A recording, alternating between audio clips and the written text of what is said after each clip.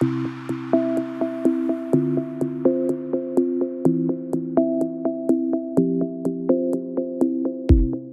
Alexis. Bonjour Xavier. Donc vous êtes ingénieur chez GRDF en charge du marché résidentiel. On va parler aujourd'hui chaudière individuelle. Mais avant de commencer, c'est quoi la mission décarbonation de GRDF? Alors, GRDF porte une mission de service public et donc on a pour volonté d'accompagner les copropriétés dans leur ambition de décarboner. Et donc ça va être la mise en relation de l'ensemble des acteurs de la filière. On va venir accompagner sur des études, mais également sur des aides financières, l'ensemble des copropriétés. Oui, donc les copropriétés, c'est ou chaudière collective ou chaudière individuelle. Combien de copropriétés sont concernées ou combien de logements sont concernés par les chaudières individuelles? Alors, la chaudière individuelle en copropriété, c'est 2 millions de chaudières individuelles. Et sur ces 2 millions, il faut savoir qu'il y en a 1,6 million qui sont des chaudières d'ancienne génération. Sur ces chaudières d'ancienne génération, on peut les rénover. Qu'est-ce qu'on peut escompter en termes de gains énergétiques?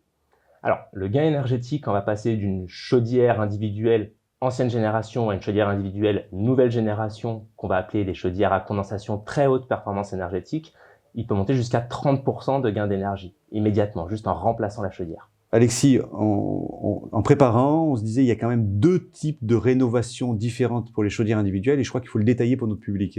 Tout à fait, c'est une très bonne chose de détailler parce qu'il y a deux situations très distinctes. Il y a tout ce qui va être bâtiments datant d'avant 1950, qui vont être avec des conduits de fumée individuels, et il va y avoir les bâtiments après 1950 qui sont plutôt sur des conduits de fumée collectifs. Il faut savoir que sur le conduit de fumée individuel, l'ensemble de la filière et des acteurs maîtrisent complètement le sujet, c'est même une obligation et c'est très simple de passer à une chaudière à condensation.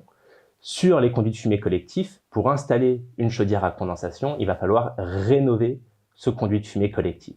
Ça, c'est une décision qui se fait en AG et donc qui dépend du syndicat de copropriétaires. Et donc, on a vocation d'accompagner ces sujets-là pour que l'ensemble des habitants et des propriétaires au sein d'une copropriété puissent installer ces chaudières à très haute performance énergétique. Voilà, il y a plein de cas particuliers. Je crois qu'on les mettra en lien sur le site.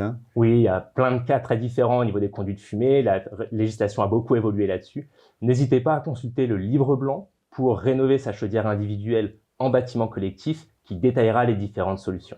Dernière question, Alexis, on parle aujourd'hui de gaz vert. C'est quoi le gaz vert? Oui, c'est très bien de parler du gaz vert, parce que ces chaudières, on peut d'ores et déjà les rénover pour avoir des chaudières plus performantes, mais surtout, demain, ils sont alimentés par un gaz qui sera une énergie renouvelable, le gaz vert. Ce gaz vert, il est issu de la méthanisation, donc du traitement des déchets de l'industrie agroalimentaire, des boues de stations d'épuration, mais également de vos déchets au quotidien, les déchets de cuisine par exemple. Et donc c'est une réalité dès maintenant. À l'heure actuelle, en France, c'est l'équivalent de 2 réacteurs nucléaires, plus de 3 millions de logements.